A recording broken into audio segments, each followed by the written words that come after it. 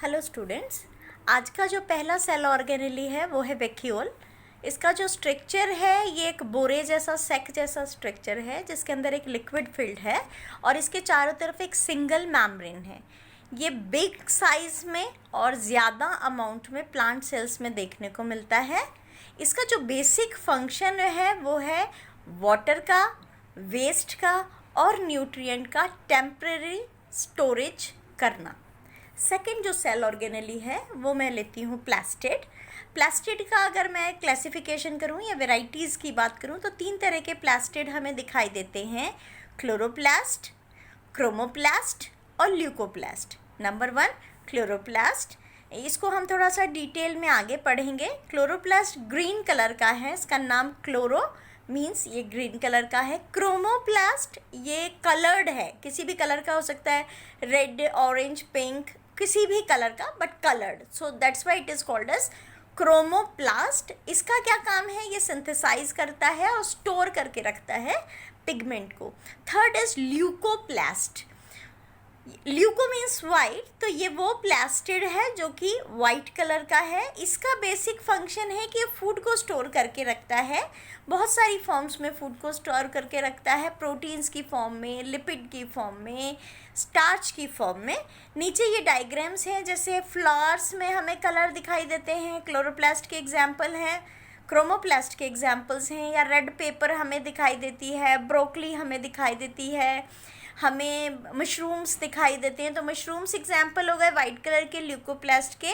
Coloured जितने भी मैंने प्लांट्स के नाम लिए, चाहे मैं चाइना रोज़ का नाम लूँ, चाहे मैं मैरीगोल्ड का नाम लूँ, चाहे मैं सनफ्लावर का नाम लूँ, चाहे मैं रेड चिली का नाम लूँ, चाहे मैं येलो चिली का नाम लूँ, ये सारे एग्जाम्पल्स हो गए क्रोमोप्लास्ट के। और बाकी जो जितना भी सारा ग्रीन लीव्स वाला पोर्शन है वो एग्जाम्पल है क्लोरोप्लास्ट के। तो व्हाट इज़ क्लोरोप्लास्ट, डिटेल में हम स्टडी करते हैं। तो क्लोरोप्लास्ट डबल मैम्ब्रेनल स्ट्रक्चर है, आपको डायग्राम में दिखाई दे रहा है। एक बाहर की तरफ का इसका एक सराउंडिंग मैम्ब्रेन है और अंदर की तरफ का जो स्ट्रक्चर है उसमें हमें थैलेकॉइड्स दिखाई देते हैं, या स्टेकिंग पैटर्न्स में सैक लाइक स्ट्रक्चर हमें दिखाई देता है।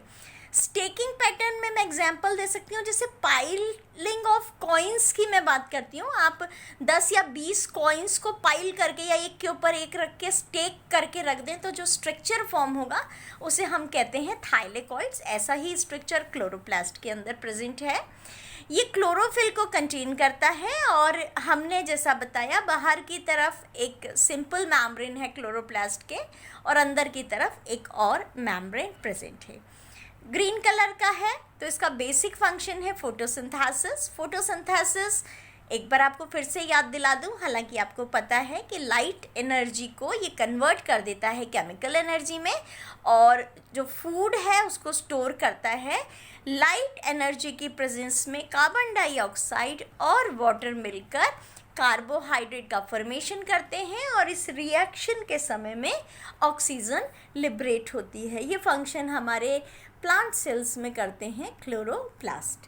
नेक्स्ट सेल ऑर्गेनेली इसी के सिक्रीटरी पाथवे को दिखाते हैं। इस डायग्राम के अगर आप सेंटर में देखेंगे तो हमें न्यूक्लियस दिखाई दे रहा है, देखिएगा बिल्कुल सेंटर में न्यूक्लियस है। न्यूक्लियर मैम्ब्रेन से एडजेसेंट हमें एंडोप्लाज्मिक रेटिकुलम दिखाई दे रही है, इस पे डॉटेड स्ट्रक्चर बन रहा है, ये रफ एंडोप्लाज्मिक रेटिकुलम है। यहाँ पर प्रोटीन का सिंथेसिस हुआ, उसके बाद आप लेफ़्ट की तरफ मूव करेंगे तो इसमें हम देखेंगे कि अब इस पे से राइबोसोम्स हट गए हैं और एंडोप्लाज्मिक रेटिकुलम की जो साइड की वेसिकल्स हैं ये लिपिड मॉलिक्यूल्स को और कुछ प्रोटीन्स के मॉलिक्यूल्स को लेके मूव करती हैं और ये वेसिकल्स आगे जाकर गोल्जी कॉम्प्लेक्स का फॉर्मेशन करती है जिसका मेन फंक्शन लिपिड सिंथेसिस है। और गोल्जी कॉम्प्लेक्स के साइड में ही आपको बडिंग जैसा स्ट्रक्चर दिखाई देगा जो कि cis form of Golgi complex form करता है। तो ये एक पूरा सिक्रीटरी पाथवे है जो कि हमें सेल मेम्ब्रेन में दिखाई देता है। कंक्लूड करना है यहाँ पे चैप्टर को, तो मैं आपको सेल के सारे ऑर्गेनेलीज, अगर आपने मेरी पिछली 3-4 वीडियो देखी हों तो उसमें पहले मैंने बताया व्हाट इज़ सेल, उसके बाद मैंने बताया व्हाट इज़ सेल थ्योरी, उसके बाद मैंने आपसे सेल ऑर्गेनेलीज की बात करी, न्यूक्लियस की बात करी, माइटोकॉन्ड्रिया की बात करी, लाइसोसोम की बात करी, राइबोसोम्स की बात करी, endoplasmic reticulum, Golgi apparatus, centrosome, cilia, flagella, इन सब की जब हम बात कर चुके हैं तो हम कहते हैं कि जो सेल्स हैं ये दो तरह की हैं, एक जो प्लांट सेल्स होती हैं और दूसरी जो एनिमल सेल्स होती हैं। तो जो एनिमल सेल्स हैं ये बहुत सिमिलर हैं प्लांट सेल से, दोनों में बहुत ज़्यादा डिफरेंस नहीं दिखाई देता, लेकिन अगर दोनों को कंपेयर किया जाए तो 3 बेसिक डिफरेंस जो कि एनिमल और प्लांट सेल में हमें दिखाई देते हैं। नंबर 1, एनिमल सेल के पास क्लोरोप्लास्ट नहीं है, ग्रीन कलर का ये नहीं होता। दूसरा, एनिमल सेल के चारों तरफ सेल वॉल नहीं होती। और तीसरा कि एनिमल सेल में या तो वैक्यूल होती ही नहीं है, और अगर होती है तो बहुत छोटे साइज़ की होती है। नेक्स्ट स्लाइड में हमने डायग्राम देखा एक एनिमल सेल का। एनिमल सेल में आपको सेंटर में एक बड़ा सा पर्पल कलर का न्यूक्लियस दिखाई दे रहा है, ये देखिए, इसके सेंटर में न्यूक्लियोलस है। ये फ्लैजिलम का स्ट्रक्चर है, न्यूक्लियस के चारों तरफ न्यूक्लियर एनवेलप है, न्यूक्लियर पोर है, क्रोमेटिन नेटवर्क है। इससे जुड़ा हुआ रफ एंडोप्लाज्मिक रेटिकुलम है, जिसके पास में फ्री राइबोसोम्स भी हैं, बाइंडेड राइबोसोम्स भी हैं।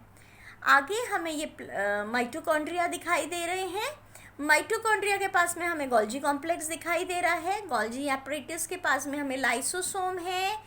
सेल से एडजेसेंट उसकी सेल मेम्ब्रेन से जुड़े हुए हमें माइक्रोट्यूब्यूल्स दिखाई दे रहे हैं। पूरी सेल में फिलामेंटस नेटवर्क बनाने के लिए माइक्रोट्यूब्यूल्स हैं, माइक्रोफिलामेंट्स हैं। माइटोकॉन्ड्रिया के पास में पेरोक्सीसोम्स हैं, वैक्यूल्स हैं, और आपको येलो कलर के सेंट्रियोल्स भी न्यूक्लियस के पास में दिखाई दे रहे हैं। ये एक टिपिकल स्ट्रक्चर है एनिमल सेल का। कंपेयर करते हैं इसे प्लांट सेल के साथ नेक्स्ट डायग्राम में। आप देखिए इस डायग्राम में न्यूक्लियस थोड़ा सा सेंटर से हटकर साइड की तरफ प्रेस कर दिया गया, और ये जो इतना बड़ा बबल आपको दिखाई दे रहा है, दिस इज वैक्यूल, बड़े साइज में है। ऐसी कोई भी स्ट्रक्चर हमें एनिमल सेल में नहीं दिखाई देती, पहला डिफरेंस। बाकी न्यूक्लियस इसमें भी है, न्यूक्लियोलस भी है, न्यूक्लियर पोर भी है, ईआर है, पेरोक्सीसोम्स हैं, प्लाज्मा मेम्ब्रेन है, गोल्जी एपरेटस है, लेकिन माइटोकॉन्ड्रिया है, माइक्रोट्यूब्यूल्स है, माइक्रोफिलामेंट्स है। लेकिन पहला जो डिफरेंस हमें सेंटर में दिखाई दिया, वैक्यूल, जिसने पूरी सेल को कवर कर लिया। दूसरा जो इसमें डिफरेंस हमें दिखाई दे रहा है, आपको इसमें 4-5 दिखाई दे रही हैं, लेकिन एक सेल में 100 से 200 तक हमें दिखाई देती हैं क्लोरोप्लास्ट। ये ग्रीन कलर का स्ट्रक्चर आपको दिखाई दे रहा है, और इसमें पाइल फॉर्म में थाइलेकॉइड्स दिखाई दे रहे हैं। देखिए पाइलिंग इसमें दिखाई दे रही है। और ये जो क्लोरोप्लास्ट है, ये वही क्लोरोप्लास्ट है जो लीव्स को ग्रीन रखता है, तो सेल में ये ग्रीननेस पाई जाती है।